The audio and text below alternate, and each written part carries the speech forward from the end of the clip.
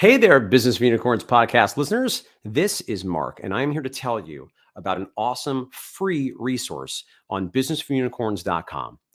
If you ever find yourself feeling frustrated with your training gym because you know that there are all sorts of things you could work on, but you're not really sure how to prioritize, you don't know what's the most important thing to work on or what order you should be tackling your priorities, well, now is the time to go to businessforunicorns.com, click the button, and fill out our free self-assessment. With the Ultimate Training Gym Owner Report Card, you will gain immediate clarity on just where to be focusing your attention to create more positive impact on your community, to drive more revenue and take home income, and to do it all with less stress and more peace of mind.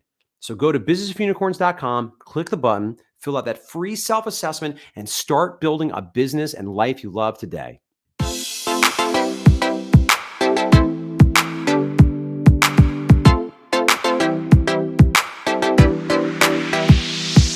Fitness business nerds, welcome to another episode of the Business for Unicorns podcast. And today I'm super stoked to be with friend and fellow Unicorn Society member, Lucy Hendricks, who's first time on the podcast. Is that right, Lucy? Yes. Oh my gosh. Well, welcome. Lucy is the co-founder and owner of Enhancing Life Gym in Lexington, Kentucky, and has been a Unicorn Society member for a few years now. And I'm really excited for today's conversation because Lucy and I can probably talk about literally anything for hours. So our big challenge today is going to be to talk about something succinct in 20 to 25 minutes. Lucy, let's get the ball rolling with just tell the listeners just who you are, a little bit about your gym, and how long you've been in Unicorn Society. So I own a gym in Lexington, Kentucky with my partner, Dave Wilton. And I've been in the society since 2019 or the end of 2019. So our first year was 2020, right before the world shut down. Yeah, what great timing. Yeah. And so my business partner and I own a gym where regular people who normally would never, ever go to the gym, they're very deconditioned. They've never worked out before. They have chronic pain. A lot of them also have autoimmune issues that prevent them from working out hard. So we're able to meet them where they're at and have them work in a small group setting of 4 people. So that's our niche, is the people who normally would never, ever step into a regular gym. Yeah, I love, you and all of our listeners know how much I love gyms that cater to people who are not, quote, gym people. And so I've always been such a big fan of the work that you and Dave do because you really are serving the need that I think most Americans have, which is I'm a little bit pain, a little uncomfortable, don't love working out, not really taking the best care of myself, and I need someone who can meet me there. Who can meet me where I'm at and help me learn to love moving, learn to love myself a little bit along the way. And that's actually a good segue to our topic today, because I think what we're going to talk about, something you are uniquely good at, you've been working on extra hard recently, is building relationships with your clients. As many of our listeners will know from their own experience, that oftentimes running a gym means you're creating long-term relationships with other humans, long-term relationships that sometimes last longer than our friendships and marriages outside of work, And so I think, and often we take for granted the fact that those long-term relationships are really meaningful, hopefully on both sides of the equation, and need to be nurtured in a really thoughtful way. And so I would love to hear, recently you're sharing with me that you've had a little bit of a shift in perspective about how you think about nurturing those client relationships. So talk to me a little bit about what's shifted in your thinking recently. Yeah, it was probably end of 2020, 2021, where I realized that I was not a great communicator with my romantic partners. And as you know, Dave and I, who I own my gym with, we are ex-boyfriend, ex-girlfriend. Yep. So our communication was not good. My communication with my ex-boyfriend after him was not good. So me trying to become better and become a better future partner, I really started digging into communication books, romantic relationship books, and even working with you a little bit, working on boundaries, how to set boundaries, because right when my ex and I broke up, I was complaining to you about all these different things that happened to me because of this relationship. And I was almost playing the victim card, and your response was, "Oh, so you struggle setting boundaries." That sounds like me. And that was the first time that someone had mentioned that. And I started digging in about boundaries. So for 2021, I went crazy into learning how to communicate. And you were a big influence for that, because people talk behind your back, and what they say about you is, Keeler just makes me feel so heard and understood, and he makes me feel so good even though I'm having a horrible day. And just how you make people feel and the way they talk about you behind your back was something that I was inspired to become. Like, I want to be like Keeler. I want people to feel that way too when I'm talking to them. But at the time I was thinking more romantic partners, maybe friends. And as I'm reading this book called Love Skills, it's how there's difference between loving someone and skillfully loving someone. So having the skills to be in a good relationship with someone. And going through this book made me realize two things. One, all the toxicity that I had with my ex-partners and even Dave, my business partner, those were all normal. And they had nothing to do with us being toxic people or bad people. It had to do everything with just not having the skills to communicate with someone. And going through this book really normalized all the different problems I had had in the past. And at the same time, I'm going through this book and I'm realizing all these skills are also important for my clients. Yeah. And I'm in a relationship with my clients. I've had the longest one now, I think, is 10 years. And I see them sometimes more than my romantic partners and my friends. I see them 3 times a week, every single week. And so having these skills is probably really important, especially now, because the other thing that I realized last year was not everybody thinks like me. Not everybody has my beliefs.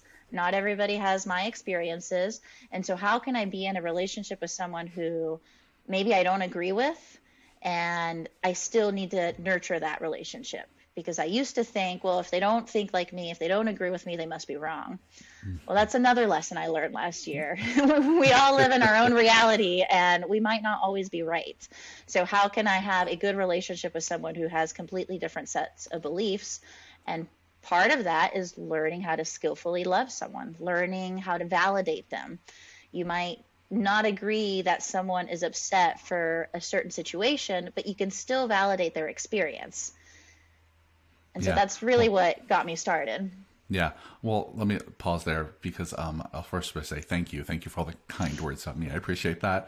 And two, I think it's just so impressive. And listeners, I hope you're hearing this as Lucy talks as well, is that your sense of your self-awareness is extraordinary. Right, most people don't have the ability, they haven't formed it yet, to be as self-aware about how they show up for other people, and to be able to see a pattern in your life of like, hey, I'm not doing the best at communicating with people I care about, and that is showing up repeatedly. How can I improve? Can I talk to a coach about it? Can I read books about it? Can I try something new to get different results? And I just always admired that about you, and it's so crystal clear in this story how good you are at that, at recognizing your own thoughts and behaviors, and being able to use your own behaviors, your own impulses, your own motivation to change something about yourself. It's huge. So that's just so impressive. I wanted to say that. And I love this idea of using skills that you got from a relationship book on in taking care of your clients. Because you're right, your relationships with the clients are many times many years long. They're intimate in many ways. They tell you a lot of things about themselves, about their bodies, about their inner dialogue that they don't tell anyone else. Right? In some ways, trainers are like therapists in that way. They can be, and so bravo to you for making that connection. What I would love to dive in next, and you I think started to go there already, and I would love to just continue, is I would love to talk about some of the specific skills you're trying to apply. Right? Because you mentioned, I think, some listening skills, some kind of validation skills, some kind of listening skills. You mentioned not having to agree or disagree. Can maybe just go through a few of them, maybe a little bit more slowly, and talk about how are you applying these skills in your actual interactions with clients? The one I would love to talk about is validation. Mm-hmm. And the first time I learned about that was through your communications course and getting someone to validate their experience. But what I always thought was people really need validation when something bad happens to them. And I took a communication course a few months ago, and it had an entire section, a couple hours of just validating. And what I didn't realize was people don't just seek validation for the bad things. They also seek validation for the positive things. Yeah. And I didn't realize I was missing all these opportunities of someone getting validation through their experience. And I was saying invalidating things. An example would be, I got stuck at the airport for 5 hours and I didn't get home until midnight. And my first response is to always seek the positive.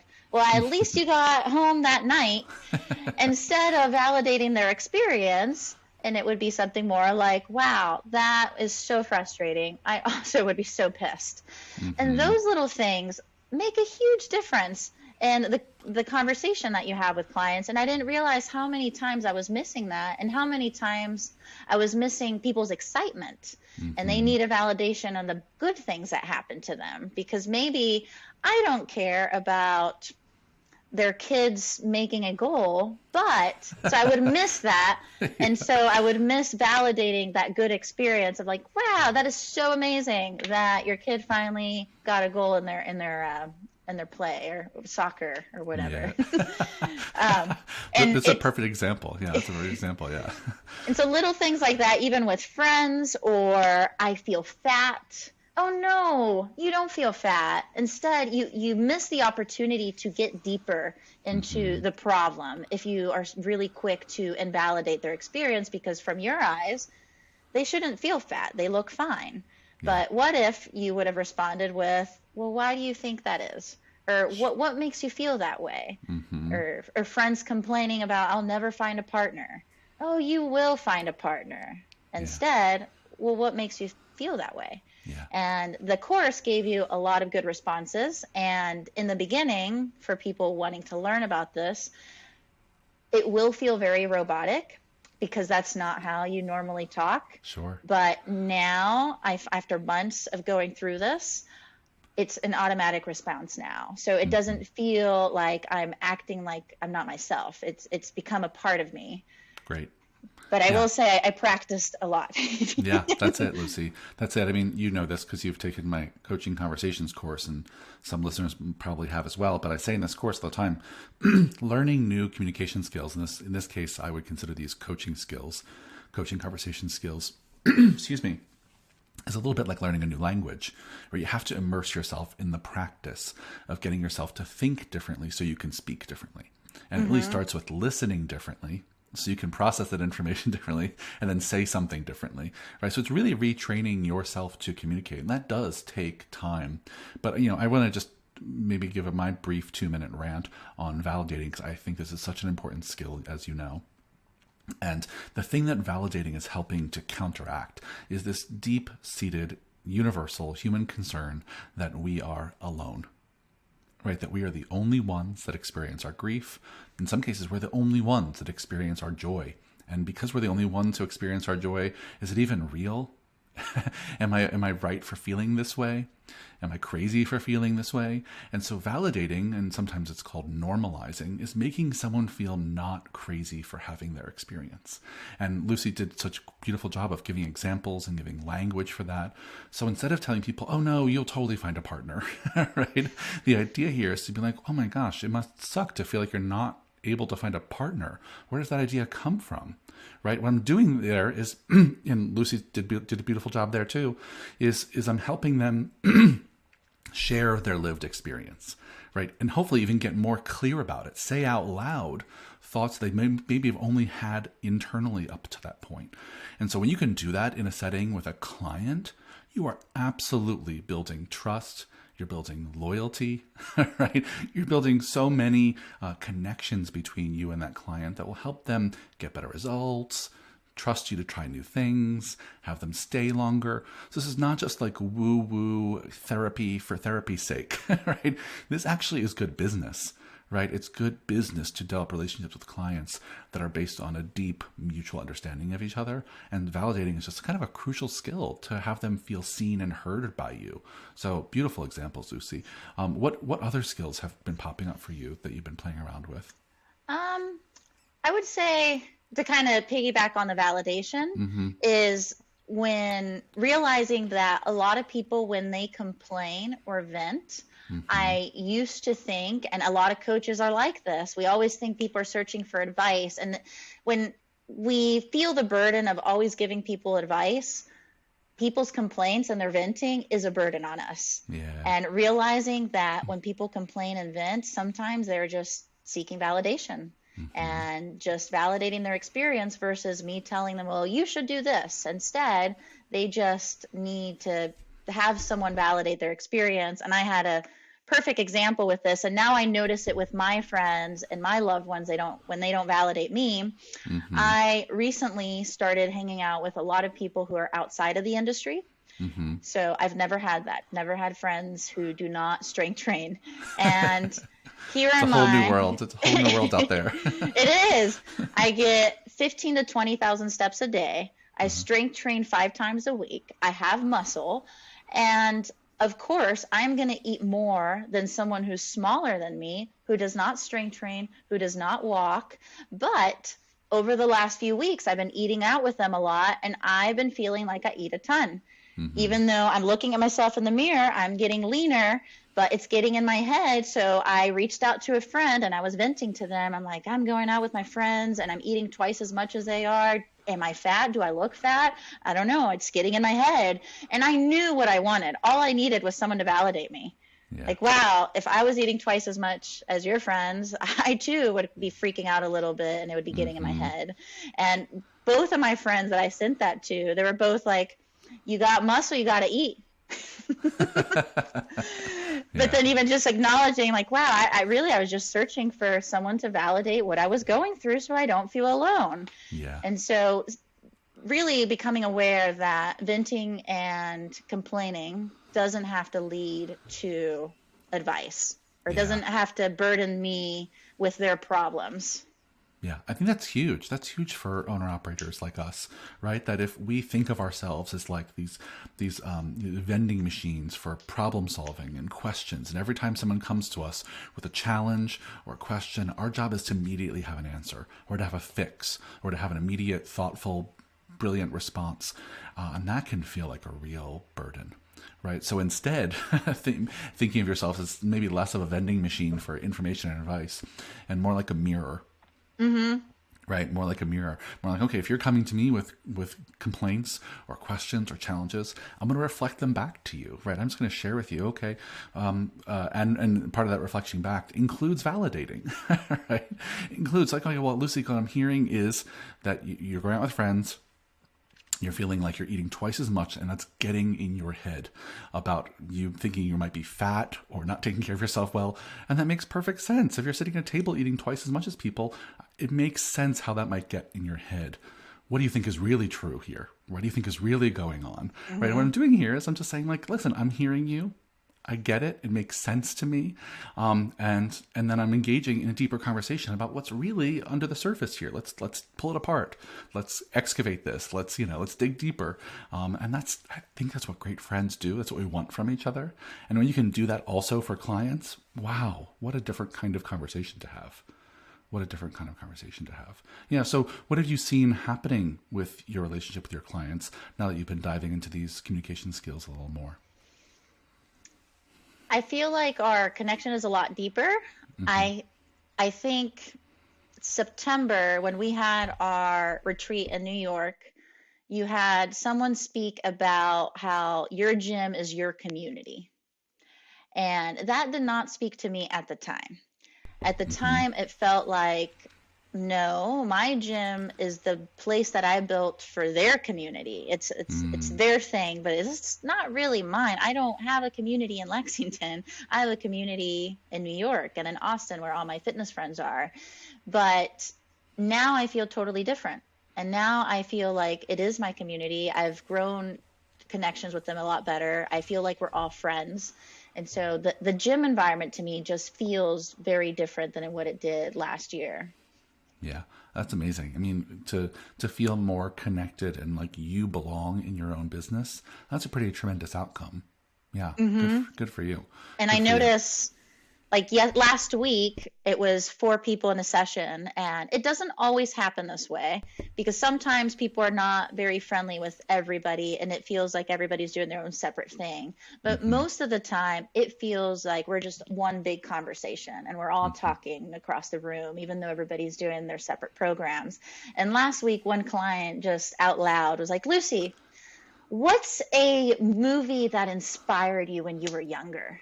Just out of nowhere, just to Yeah. get the conversation started. And I remember thinking like, wow, this is the example I've set of we just get to know each other here at a deeper level. And so I answered, and then the person next to her answered, and then the person next to her answered, and then we're all just talking about what inspired us when we were little. And then that conversation led to something else. So just seeing that happen on the training floor is really cool.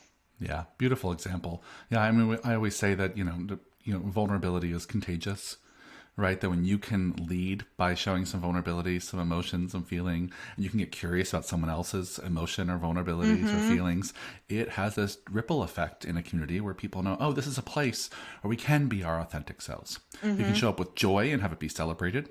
We can show up with pain and frustration and anger sometimes, and it can be embraced and understood and recognized. Like what a beautiful definition of community that becomes. Right, is a place where we can truly show up and be ourselves.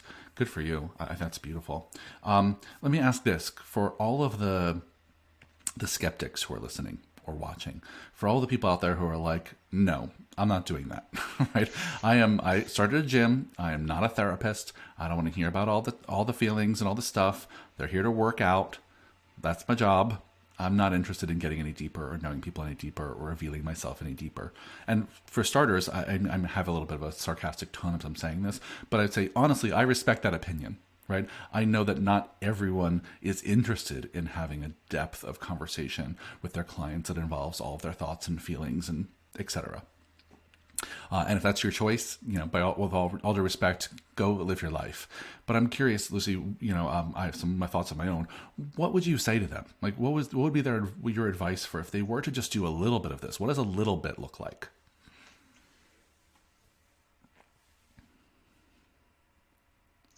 So my advice would be, so you might not want to get deeper and connect with them and put a lot of effort into it. But if you are wanting to get people to change their behavior, getting to the point where you're able to validate is a big thing. To jump to getting them to be open to see a different perspective. Because if you jump straight to the advice or getting them to change, then most people will be closed off to hearing a different perspective. So the other thing that I learned with the communication course is, and this is mostly for romantic relationships, but it works the same with clients, is first people need to be validated, then the different opinion or different perspective is introduced after consent. So the being able to communicate well is really how you're going to get people to change. An example that the course used was a spouse coming home and venting about their employee. And like, I hate that John always deletes all the files on the computer. He is so inconsiderate because then I have to go find it in the trash and blah, blah, blah. And then venting. He explains that if the spouse would have jumped into the different perspective, like, well, how do you know John's actually doing that? Then the spouse might be closed off to hearing a different perspective. But if you first validate, like, wow, I too would be frustrated if I had to go to this trash and find all the files that your employee is deleting. Would you be open to hearing maybe a different perspective? So you're asking for consent. And if you're not getting the yes, then one, there's no need to go beyond that because people won't be open to hearing a different perspective.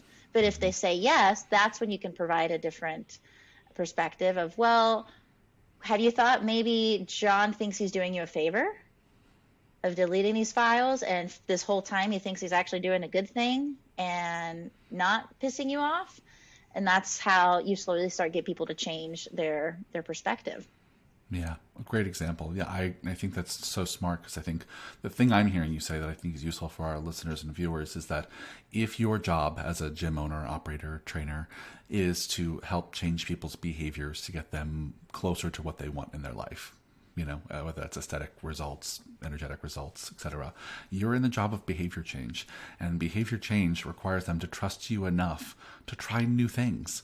And it's really hard for them to trust you if you haven't validated on some level their experience, right? Doesn't mean you get super deep into the conversations, but if you can't on some level have them feel seen and heard by you, and really acknowledge what their lived experience has been. And I'd love this idea of, as a second step, getting their consent before you start giving advice and tips.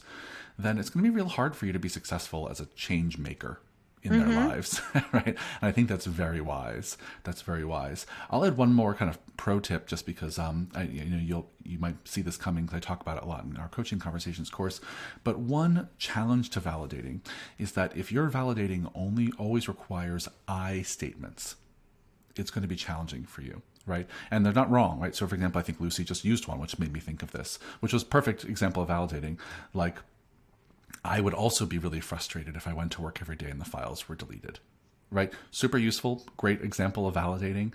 And it's sometimes limiting, because if you don't feel the same way, then sometimes you will struggle to be able to validate others, right? If I wouldn't give any shits if I walked in the files were deleted, I can't validate Lucy by using an I statement. So another thing that I encourage you all to have in your back pocket, I know Lucy has this as well because she used this earlier, is to use general statements. Like, it makes perfect sense that you feel that way, where anyone in your position would have a very similar response, or many clients that we work with feel the same way after experiencing that. Right? Those statements don't require it to be true for me. Right? And I find that's very useful in my coaching, right? Because I very rarely would have the same reaction as the other person I'm talking to. So validating with an I statement is like just not available to me. But I can still validate even if I wouldn't feel the same way. And this goes back to what you said in the beginning of our conversation, Lucy, is maybe this was even before we started recording, which is, one of the things you've been learning in this process is that you don't have to agree with clients to be helpful to them, right? You don't have to agree with their thoughts or perspectives. And I think validating by using non-I statements is, I think, is an extension of that, of just, I don't have to agree with you or have the same experience of you as you in any way to be helpful to you as a coach and change agent. Yeah. Is that making sense? Yeah, no. And I have to do that when clients have kids. And so I use other clients like, oh, you're not the only one. That's it. But it's that energy of like, you're not alone here, my friend. I talked to 3 other people this week who are also dealing with that same exact thing. And I see how much that sucks for you. Right. And so, that's a really good example of like, I don't have kids, so I can't use I statements about how hard it is to do that. But I can see that that's hard for you. And I see it's hard for other people. So you are not the only one. And what we're doing is just constantly pushing back on that. Am I alone? Am I the only one? Concern. Yeah. Amazing. Well, we could keep going, but as promised, I'm gonna have to cut us off. I want to keep. There's like a million more things. Well, he'll have to come back, and we'll continue this conversation, I'm sure, because you're going to keep experimenting and playing around. And so many of these skills are great skills for intimate relationships, professional relationships, friend relationships. And so, well, maybe we'll continue this with a communication series of communication skills. But to close things out for this one, Lucy, tell everyone, where can they find more about you and Enhancing Life Gym on the internet? How do they find you? I'm on Instagram, and that's probably the only social media that I use. So it's Lucy_Hendricks. And that Instagram is geared more towards coaches. So that would be perfect for coaches to find me there. And then our website is enhancinglifegym.com. And that is our website for our gym. And I do a lot of writing for my clients too. So if people are interested in how I communicate with my clients, the content that I share with my clients, that would be a good website to check out. Yeah, I love it. And Lucy's a great writer. So go check out her stuff at that website, follow her on Instagram. And this was a great conversation. Thanks for showing up with so many great examples and stories and such vulnerability. I really appreciate you sharing. I think it was a great one for our listeners. Thank you for having me. Well, I hope you loved today's podcast, and forgive me, I want to remind you one more time, if you haven't already done so, head over to businessofunicorns.com, click the button, and get your free self-assessment, the ultimate training gym owner report card. I promise you, you're going to want to dig into this resource and get the support you need finding crystal clarity on exactly where you need to be focusing to create a life and a business you love.